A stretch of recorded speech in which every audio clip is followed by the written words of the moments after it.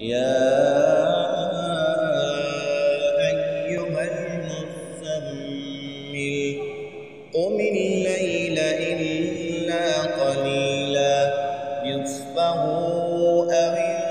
انقص منه قليلا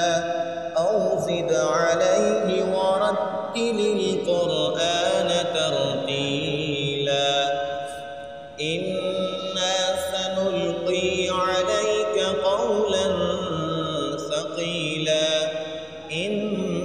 ناشئة الليل هي أشد وطئا وأقوم قيلا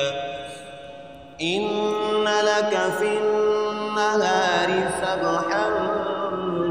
طويلا واذكر اسم ربك وتبتل إليه تبتيلا رب المشرق والمغرب لا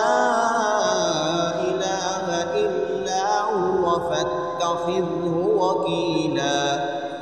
واصبر على ما يقولون واهجرهم هجرا جميلا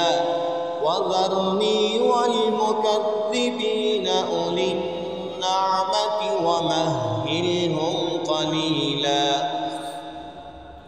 إن لدينا أنكالا وجحيما وطعاما ذا غصة وعذابا أليما يوم ترجف الأرض والجبال وكانت الجبال كثيبا مهيلا إنا أرسلنا إليكم رسولا شاهدا عليكم كما